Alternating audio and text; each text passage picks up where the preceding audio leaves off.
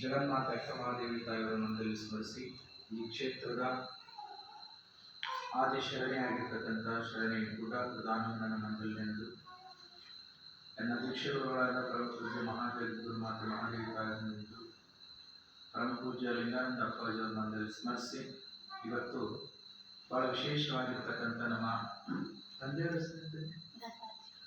ಮೇಘ ದತ್ತಾತ್ರೇಯವರ 26ನೇ ಹುಟ್ಟುಹಬ್ಬದ ನಿಮಿತ್ತವಾಗಿ ಭಾಗಿಯಾಗಿರ್ತಕ್ಕಂಥ ನಮ್ಮ ಶರಣೆ ಅನುರಾಧ ಲಿಂಗೈಕ್ಯ ಡಾಕ್ಟರ್ ಅಮರನಾಥ್ ಅವರೇ ಹಾಗೂ ನಮ್ಮ ಶರಣೆ ಪ್ರಭಾವತಿ ಅವರು ಹಾಗೂ ಭಾಗಿಯಾಗಿರ್ತಕ್ಕಂಥ ಎಲ್ಲ ಶರಣ ಬಂಧುಗಳು ನಿಮ್ಮೆಲ್ಲರೂ ಭಕ್ತಿ ಶರಣ. ನಾವು ಈ ಒಂದು ಮಾನವನ ಜೀವನ ಇಂಥ ಒಂದು ವಿಶೇಷವಾಗಿರ್ತಕ್ಕಂಥ ಜೀವನಕ್ಕೆ ನಾವು ಬಂದಿದ್ದೀವಿ.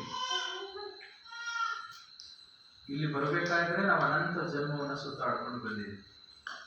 ಕೋಲಾರ ದೇವರು ಇಲ್ಲಿ ಬರಬೇಕಾದ್ರೆ ನಿಮಗೆ ವಿಶೇಷ ಪ್ರವಚನ ಇದೆ, ಯಾಕಂದ್ರೆ ನಮ್ಮ ಕಲ್ಯಾಣಕ್ಕೆ ಬಂದಿರಿ. ಇದೇ ಫಸ್ಟ್ ಬಂದಿರ. ನಾವು ಅನಂತ ಜನ್ಮವನ್ನು ಸುತ್ತಾಡ್ಕೊಂಡು ಬಂದಿದ್ದೀವಿ ಅನ್ನೋದು ತಾರ್ಕಿಕವಾಗಿ ಬಂದಿದೆ. ಮಕ್ಕಳ ಬರೀಲಿ, ಗಲಾಟೆ ಮಾಡಬೇಡ್ರಿ, ಬರೀತೇನೆ ಪುಟಿ ಹೊತ್ಕೊಂಡು ಬಂದಿದ್ದಕ್ಕೆ ಮೊದಲು ನಾವಿಗೆ ಪರಮಾತ್ಮನಿಗೆ ಋಣ ತೀರಿಸಬೇಕು.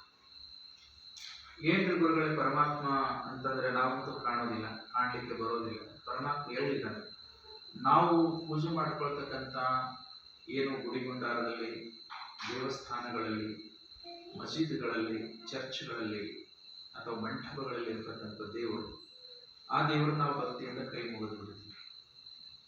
ಆದರೆ ನಿಜವಾಗಿರ್ತಕ್ಕಂಥ ಒಂದು ಪರಮಾತ್ಮ ಯಾರು ಅನ್ನೋದನ್ನು ನಾವು ಫಸ್ಟ್ ತಿಳ್ಕೊಳ್ಬೇಕು. ಆ ಪರಮಾತ್ಮನ ಕರುಣೆ ನಮಗೆ ಎಷ್ಟು ಆಗ್ತಾ ಇದೆ ಅನ್ನೋದನ್ನು ನಾವು ತಿಳ್ಕೊಳ್ಬೇಕು. ಯಾಕಂದ್ರೆ ನೀವೆಲ್ಲರೂ ಎಜುಕೇಟೆಡ್ ಇದ್ದೀರಿ, ತುಂಬಾ ಶಿಕ್ಷಣವನ್ನು ನಾವು ಕಲಿತಾ ಇದ್ದೀವಿ, ಶಿಕ್ಷಣದ ಜ್ಞಾನವನ್ನು ನಾವು ಪಡ್ಕೊಳ್ತೀವಿ. ಶಿಕ್ಷಣದ ನಿಜವಾಗಿರ್ತಕ್ಕಂಥ ಸಂಸ್ಕಾರದಲ್ಲಿ ನಾವು ಪರಮಾತ್ಮ ಯಾರು, ಗುರು ಯಾರು, ನಮ್ಮ ತಂದೆ ತಾಯಿ ಏನ್ ಮಾಡ್ತಾರೆ, ನಮ್ಮ ಸಮಾಜ ಅಂತ ಎಲ್ಲದರ ಬಗ್ಗೆ ನಾವು ಅರಿವನ್ನು ಹೊಂದಬೇಕಾಗ್ತದೆ. ಪರಮಾತ್ಮ ಕಣ್ಣಿಗೆ ಕಾಣಿಸದೇ ಇದ್ದಾನೆ, ನಮಗೆ ಕಣ್ಣಿಗೆ ಕಾಣಿಸೋದಿಲ್ಲ. ಆದರೆ ಒಂದು ಮಾತ್ರ ಸತ್ಯ, ಯಾವುದು ನಮ್ಮ ಒಳಗಡೆ ಇದೆಯೋ ಅದು ಎಲ್ಲಿವರೆಗೆ ಇರ್ತದೋ ಅಲ್ಲಿವರೆಗೂ ಸಹಿತ ನಮ್ಮ ಕಣ್ಣುಗಳು ಇನ್ನೊಂದನ್ನು ನೋಡ್ತವೆ. ಎಲ್ಲಿವರೆಗೂ ನಮ್ಮ ಒಳಗೆ ಒಂದು ಶಕ್ತಿ ಇದೆಯೋ ಅಲ್ಲಿವರೆಗೂ ನಾವು ಮಾತಾಡ್ತಾ ಹೋಗ್ತೀವಿ. ಎಲ್ಲಿವರೆಗೂ ನಮ್ಮ ಒಳಗಡೆ ಒಂದು ಶಕ್ತಿ ಇದೆಯೋ ಆ ಶಕ್ತಿಯ ಕಾರಣದಿಂದ ನಮ್ಮೆಲ್ಲ ಕೈಗಳು, ಅವಯವಗಳು, ಕಾಲುಗಳು ಓಡಾಡ್ತವೆ, ನಡೆದಾಡ್ತವೆ, ಕೆಲಸವನ್ನು ಮಾಡ್ತವೆ.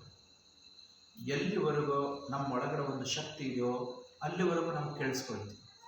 ಎಲ್ಲಿವರೆಗೆ ನಮ್ಮ ಒಳಗಡೆ ಶಕ್ತಿ ಇದೆಯೋ ಅಲ್ಲಿವರೆಗೂ ನಾವು ನಗ್ತೀವಿ, ಅಳ್ತೀವಿ, ರೋದನೆಯನ್ನು ಮಾಡ್ತೀವಿ, ಯಾತನೆಯನ್ನು ಅನುಭವಿಸ್ತೀವಿ, ಕಷ್ಟನೋ ಸುಖನೋ ಎಲ್ಲವನ್ನೂ ಅನುಭವಿಸ್ತೀವಿ.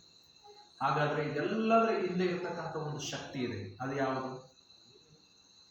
ಯಾವ ಶಕ್ತಿ?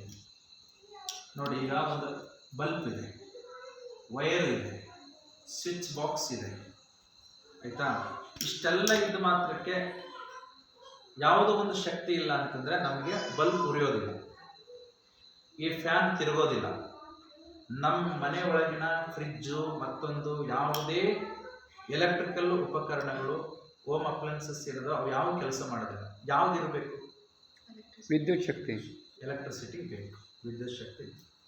ದಟ್ ಸೇಮ್ ಟೈಮ್ ನಮ್ಮೊಳಗನ್ನು ಸಹಿತ ನಾವು ಮಾಡ್ತಕ್ಕಂಥ ದೈನಂದಿನ ಎಲ್ಲ ಕಾರ್ಯಚಟುವಟಿಕೆಗಳಿಗೆ ನಮ್ಮೊಳಗಡೆ ಒಂದು ಶಕ್ತಿ ಬೇಕು. ಅದು ಯಾವುದು? ಆತ್ಮಶಕ್ತಿ. ಆತ್ಮಶಕ್ತಿ. ಒಂದು ವೇಳೆ ಆತ್ಮಶಕ್ತಿ ಇಲ್ಲ ಅಂತಂದ್ರೆ ನಾವು ಏನು ಮಾಡಲಿಕ್ಕೆ ಸಾಧ್ಯ ಇಲ್ಲ. ಒಂದು ದೊಡ್ಡ ಆನೆ ಇದೆ ಅಂತ ಇಟ್ಕೊಳ್ಳೋದು. ಒಂದು ಆನೆ ಇಲ್ಲಿಂದ ಅಲ್ಲಿಗೆ, ಅಲ್ಲಿಂದ ಅಲ್ಲಿಗೆ, ಅಲ್ಲಿಂದ ಅಲ್ಲಿಗೆ ಹೋಗ್ತಾ ಇದೆ. ಅದೇ ಒಂದು ಆನೆ ಸತ್ತೋಯ್ತು ಅಂತಂದ್ರೆ ನಾವು ಒಬ್ರು, ಇಬ್ರು, 10 ಜನ ಎತ್ತಲಕ್ಕಾಗತ್ತ? ಆಗೋದಿಲ್ಲ. ಒಂದು ದೊಡ್ಡ ಕ್ರೇನ್ ತಗೊಂಡು ಬರ್ಬೇಕಾಗುತ್ತೆ. ನೋಡಿ, ಯಾವುದೋ ಒಂದು ಶಕ್ತಿ ಆನೆ ಒಳಗಡೆ ಇದ್ದಾಗ ಅದು ತನ್ನಿಂದ ತಾನೇ ಓಡಾಡಿಸ್ತದೆ. ಯಾವ ಒಂದು ಶಕ್ತಿ ಅದು ಇಲ್ಲದಾಗ ಒಂದು ದೊಡ್ಡ ಕ್ರೇನ್ ತಗೊಂಡು ಬಂದರೂ ಸಹಿತ ಭಾರ ಅನಿಸುತ್ತೆ. ಹಾಗಾಗಿ ನಾವು ಸ್ಪಷ್ಟವಾಗಿ ತಿಳ್ಕೋಬೇಕು, ಈ ಜಗತ್ತಿನಲ್ಲಿ ಪರಮಾತ್ಮನ ಎನರ್ಜಿ, ಸುಪ್ರೀಂ ಪವರ್ ಅಂತ ಏನು ಕರಿತೀವಿ ನಾವು, ಅದು ತುಂಬಿ ತುಳುಕ್ತಾರೆ.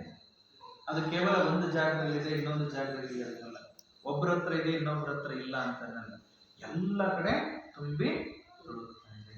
ಅಂಥ ಒಂದು ಪರಮಾತ್ಮನಿಗೆ ಬಸವಣ್ಣವ್ರು ಏನಂತ ಕರೆದ್ರು ಅಂದ್ರೆ, ಏನಂತ ಕರೆದ್ರು, ನಾವು ಕೈಯಲ್ಲಿ ಲಿಂಗವನ್ನು ಇಟ್ಕೊಂಡು ಪರಮಾತ್ಮನ ಪೂಜೆ ಮಾಡ್ತೀವಿ. ಅಂದ್ರೆ ಪರಮಾತ್ಮನ ಜ್ಞಾನವನ್ನ, ಪರಮಾತ್ಮನ ಅನುಭವವನ್ನ ಮಾಡ್ಕೊಳ್ತೀವಿ. ಅಂಥ ಒಂದು ಪರಮಾತ್ಮನಿಗೆ ವಚನದ ಮುಖಾಂತರ ಎಂದು ಹೇಳ್ತಾರಂದ್ರೆ, ವಿಶ್ವತೋ ಚಕ್ಷು ನೀನೇ ದೇವ, ವಿಶ್ವತೋ ಮುಖ ನೀನೇ ದೇವ, ವಿಶ್ವತೋ ಪಾದ ನೀನೇ ದೇವ, ವಿಶ್ವತೋ ಚಕ್ಷು ನೀನೇ ದೇವ, ಕೂಡಲ ಸಂಗಮ ದೇವ. ನೋಡಿ ಬಸವಣ್ಣ ಎಷ್ಟು ಅಥೆಂಟಿಕ್ ಆಗಿ ವಚನ ಹೇಳ್ತಾರಂದ್ರೆ, ದೇವರ ಕಲ್ಪನೆ ನಮ್ಗೆ ಕೊಡ್ತಾರಂದ್ರ, ವಿಶ್ವದಲ್ಲಿರ್ತಕ್ಕಂಥ ಎಲ್ಲ ಕಣ್ಣುಗಳು ನಮ್ಮ ನಿಮ್ಮ ಜೀವಿಗಳು, ಪ್ರತಿಯೊಂದು ಕಣ್ಣುಗಳು ಯಾರು ಯಾರು ಪರಮಾತ್ಮ. ಪರಮಾತ್ಮ. ಈ ಎಲ್ಲ ಜೀವಿಗಳು ಮತ್ತು ನಮ್ಮ ನಿಮ್ಮ ಪ್ರಪಂಚದಲ್ಲಿರ್ತಕ್ಕಂಥ 880 ಕೋಟಿ ಜನಗಳ ಕೈಗಳು ಯಾರು? ದೇವರು. ಕಾಲುಗಳು ಯಾರು? ದೇವರು. ನಮ್ಮ ಮುಖ ಎಲ್ಲ ದೇವರು. ಅಂದ್ರೆ ನಾವೆಲ್ಲ ಏನಿದ್ದೀವಲ್ಲ ಪರಮಾತ್ಮನ ಸ್ವರೂಪವೇ ಆಗಿದೆ. ಈಗ ಇಲ್ಲೊಂದು ಕೇಕ್ ತಂದಿದ್ದಾರೆ, ಏನ್ ಮಾಡ್ಬೇಕು? ಈಗ ಇನ್ನೊಂದು ಸ್ವಲ್ಪ 10-15 ನಿಮಿಷದಲ್ಲಿ ಕಟ್ ಮಾಡಿ ತಿಂದ್ಬಿಡ್ತೀವಿ, ಹೌದಲ್ಲ? ಕಟ್ ಮಾಡಿದಾಗ ಒಂದಿಷ್ಟು ಈ ಕಡೆ ತಗೊಳ್ತೀನಿ ನಾನು. ಆ ಕೇಕನ್ನ ಒಂದು ಸ್ವಲ್ಪ ತುಂಡನ್ನ ಈ ಕಡೆ ತಗೊಂಡಾಗ ಇದ್ರ ಸಿಹಿ ಅದ್ರ ಸಿಹಿ ಬೇರೆ ಆಗುತ್ತೆ. ಕೋಲಾರ ದೇವರು ಬೇರೆ ಆಗುತ್ತೆ? ಆಗೋದಿಲ್ಲ. ಈಗ ಇದನ್ನ ತಗೊಂಡು ಅದಕ್ಕೆ ಮತ್ತೆ ಅದನ್ನ ನಾನು ಕೂಡಿಸ್ಬಿಡ್ತೀನಿ, ಅವಾಗ ಸಿಹಿ ಬೇರೆ ಆಗೋಲ್ಲ. ಅಂದ್ರೆ ಅದರೊಳಗೆ ತುಕಡಿ ತಗೊಂಡು ನಾನು ಈ ಕಡೆ ತಗೊಂಡೆ ಅಂತಂದ್ರೆ ಸಿಹಿ ಬೇರೆ ಆಗೋದಿಲ್ಲ, ಆದ್ರೆ ಗಾತ್ರ ಬೇರೆ. ಅದೇ ತರ ಪರಮಾತ್ಮ ಅಂತಂತ ಒಂದು ಬ್ರಹ್ಮಾಂಡದ ಶಕ್ತಿ ಅದೇನಾಗಿದೆ, ಅವರು ಇವರು ಅವರು ಅಂತೇಳಿ ಬೇರೆ ಬೇರೆ ಬೇರೆ ಬೇರೆ ಆತ್ಮರುಗಳಾಗಿದೆ. ಆಯ್ತಾ? ಈ ಆತ್ಮರುಗಳೆಲ್ಲ ಪರಮಾತ್ಮ ಸೇರಿದಾಗ ಒಂದೇ ಆಗುತ್ತೆ. ಹೇಗೆ ಒಂದು ತುಕಡಿ ತಗೊಂಡು ಬಂದ್ರೆ ಸಿಹಿ ಬೇರೆ ಆಗೋದಿಲ್ಲ, ಹಾಗೆ ಪರಮಾತ್ಮನ ಶಕ್ತಿ ಅಂಶ ನಾವೆಲ್ಲರೂ ಒಂದೇ ಆಗಿದೆ. ಅದಕ್ಕೆ ಬಸವಣ್ಣವರು ಇವನಾರವ ಇವನಾರವ ಇವನಾರವ ಎಂದೆನಿಸದೆ ಇವ ನಮ್ಮವ ಇವ ನಮ್ಮ. ಹೆಣ್ಣು ಗಂಡು ಅಂತ ಭೇದ ಭಾವ ಮಾಡ್ಬೇಡ್ರಿ, ಆ ಜಾತಿ ಈ ಜಾತಿ ಅಂತ ಭೇದ ಭಾವ ಮಾಡ್ಬೇಡ್ರಿ, ಶ್ರೀಮಂತ ಬಡವ ಅಂತ ಭೇದ ಭಾವ ಮಾಡ್ಬೇಡ್ರಿ. ನಾವೆಲ್ಲರೂ ಯಾರು?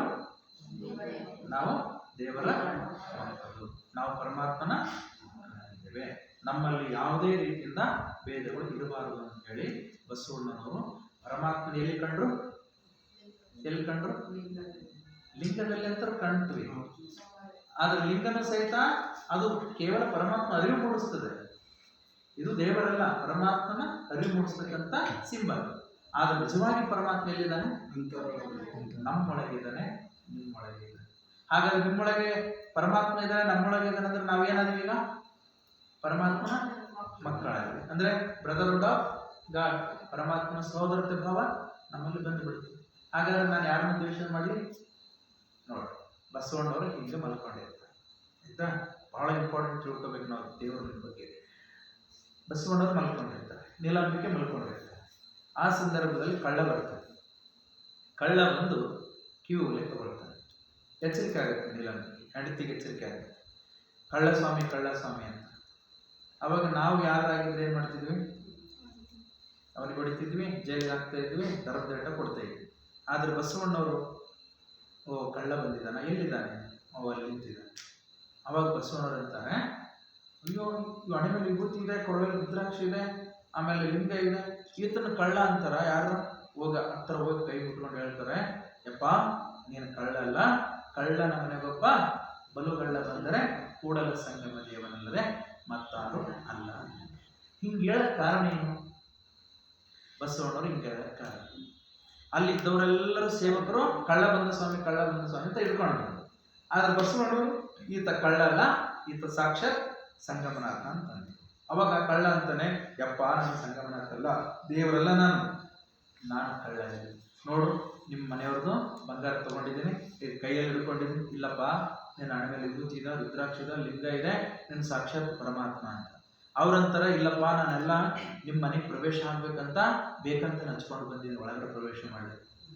ನೋಡಿ, ಕಳ್ಳನಲ್ಲಿ ನಾನು ದೇವರಲ್ಲ. ಬಸವಣ್ಣವರು ನೀನು ದೇವರಲ್ಲ. ಅವ್ರು ಯಾವ ಜೈಲಿಗೆ ಹಾಕಲಿಲ್ಲ, ಏಟ ಕೊಡಲಿಲ್ಲ, ಮುಂದುವರೆದು ಹೇಳ್ತಾರೆ. ಹಾಗಾದ್ರೆ ನೀನು ಯಾಕೆ ಕದ್ಕೊಂಡು ಬರ್ಲಕ್ಕೆ ಬಂದಿಲ್ಲ? ನನ್ನ ಹೆಂಡತಿ ಆಸೆ ಆಯಿತು, ಅದಕ್ಕೆ ಬಂದಿ. ಅಂದ್ರೆ ನಿನ್ನ ಹೆಂಡತಿ ಕಡೆ, ನಿನ್ನ ಹೆಂಡತಿ ಮಾತು ಕೇಳ್ಕೊಂಡು ಬಂದಿದಿ ಅಂದ್ರೆ ನಿನ್ನ ಮನಸ್ಸು ಎಲ್ಲೋಗಿದೀಗ? ಇನ್ನೊಬ್ಬರ ಕೈಯಾಗ ಕೊಟ್ಬಿಟ್ಟು. ಅಂದ್ರೆ ನಿನ್ನ ಕೈಯಲ್ಲಿ ಮನಸ್ಸಿಲ್ಲ, ಹೌದಾ? ಅದಕ್ಕೆ ನಿನಗೆ ಒಂದು ವೇಳೆ ಊಟ ಉಪಚಾರಕ್ಕಿಲ್ಲ ಅಂದ್ರೆ ತಗೊಂಡು ಹೋಗು. ಇಲ್ಲ ಇದೆ ಅಂತಂದ್ರೆ ನಿನ್ನ ಮನಸ್ಸು ಬೇರೆ ಕಡೆ ಹೋಗಿದಂದ್ರೆ ಸೀದಾ ಅನುಭವ ಮಂಟಪಕ್ಕೆ ಬಂದು ಸತ್ಸಂಗ ನೋಡಿ. ಈಗ ಒಂದು ತಾಸು ಕುಂತಿರಲ್ಲ, ಮನಸ್ಸೆಲ್ಲೂ ಹೋಗಲ್ಲ, ಈಗ ಇಲ್ಲೇ ಕುಂತ್ಬಿಟ್ಟಾರೆ, ಹೌದಲ್ಲ? ಸತ್ಸಂಗದಲ್ಲಿ ಇದ್ದಾಗ ಮನಸ್ಸು ವಿಕಾಸ ಆಗ್ತದೆ. ನಾವು ಯಾರು ಅಂತ ತಿಳಿತದೆ, ನಾವು ಯಾರ ಮಕ್ಕಳು ಅಂತ ಗೊತ್ತಾಗ್ತದೆ, ನಿಜವಾದ ಗುರಿ ಏನು ನಮ್ಮದು ಅಂತ ಗೊತ್ತಾಗ್ತದೆ, ನಾವು ಏನು ಮಾಡಬೇಕು ಅನ್ನೋದು ಗೊತ್ತಾಗ್ತದೆ. ಅದಕ್ಕೆ ಸತ್ಸಂಗದಲ್ಲಿ ನಿಜವಾದ ಪರಮಾತ್ಮ ಕಾಣ್ತಾರೆ. ಅಂದ್ರೆ ಬಸವಣ್ಣನವರು ಬಿಟ್ಯಾಂಡ್ ನೋಡ್ತಾರೆ. ಅಂದ್ರೆ ಆ ವ್ಯಕ್ತಿಯನ್ನ ನೋಡ್ಲಿಲ್ಲ, ಕಳ್ಳ ಅಂತ ನೋಡ್ಲಿಲ್ಲ, ಸುಳ್ಳ ಅಂತ ನೋಡ್ಲಿಲ್ಲ, ಆ ಜಾತಿ ನೋಡ್ಲಿಲ್ಲ, ಈ ಜಾತಿ ನೋಡ್ಲಿಲ್ಲ, ಅವನ್ಯಾವರು ಬಡವ ಅಂತ ನೋಡ್ಲಿಲ್ಲ. ಬಸವಣ್ಣವರ ಆ ಎಕ್ಸ್ರೇ ರೇಸ್ ಕಣ್ಣುಗಳು ಎಲ್ಲಿ ಹೋಗಿದ್ವು? ಸೀದಾ ಆತ್ಮನಲ್ಲಿ ಹೋಗಿದ್ವು. ಅಂದ್ರೆ ಇದು ಸಾಕ್ಷಾತ್ ಪರಮಾತ್ಮ. ಈಗ ನೀವು ಒಂದು ಫೋಟೋ ತೆಗಿತೀರಿ, ಎಲ್ಲೋ ಒಂದು ಫ್ರಾಕ್ಚರ್ ಆಗಿದೆ, ಫ್ರಾಕ್ಚರ್ ಆದಾಗ ಒಂದು ಫೋಟೋ ತೆಗಿತೀರ. ಆ ಫೋಟೋದಲ್ಲಿ ಚರ್ಮ ಬೀಳೋದಿಲ್ಲ, ಫೋಟೋ ನರಗಳು ಬೀಳೋದಿಲ್ಲ, ಆಮೇಲೆ ಏನ್ ಬೀಳುತ್ತೆ? ಮೂಳೆಗಳು, ಕೇವಲ ಮೂಳೆ ಮಾತ್ರ ಮುರಿದು ಬೀಳುತ್ತೆ.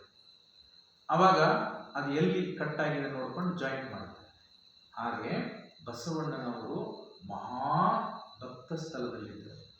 ಅಂದ್ರೆ ಮನುಷ್ಯ ತತ್ವನ ದಾಟಿ, ಶರಣ ತತ್ವನ ದಾಟಿ, ಗುರು ತತ್ವನ ದಾಟಿ ಸಾಕ್ಷಾತ್ ಪರಮಾತ್ಮನಾಗಿದೆ. ಅವ್ರಿಗೆ ನೋಡುವುದೆಲ್ಲವೂ ಏನ್ ಕಾಣಿಸ್ತಾ ಇತ್ತು? ದೇವರೇ ಕಾಣಿಸ್ತಾ ಇತ್ತು. ಹಾಗಾಗಿ ಅವ್ರು ಯಾರಲ್ಲೂ ದ್ವೇಷ ಮಾಡಲಿಲ್ಲ, ಯಾರನ್ನೂ ದೂರ ಮಾಡಲಿಲ್ಲ, ಎಲ್ಲರೂ ಹೀಗೆ ಹತ್ಕೊಂಡ್ರು, ಎಲ್ಲರನ್ನೂ ಪ್ರೀತಿಸಿದ್ರು. ಹಾಗಾಗಿ ಅವ್ರ ವ್ಯಕ್ತಿತ್ವ ವಿಕಾಸ ಆಗಿತ್ತು, ಪರ್ಸನಾಲಿಟಿ ಡೆವಲಪ್ ಆಗಿತ್ತು. ಹಾಗಾಗಿ ಬಸವಣ್ಣನವರು ಎಲ್ಲರಲ್ಲೂ, ಕಳ್ಳನಲ್ಲಿ, ಅವರಲ್ಲಿ, ಇವರಲ್ಲಿ ಪರಮಾತ್ಮನ ಕಂಡು ಏನ್ ಮಾಡಿದ್ರು?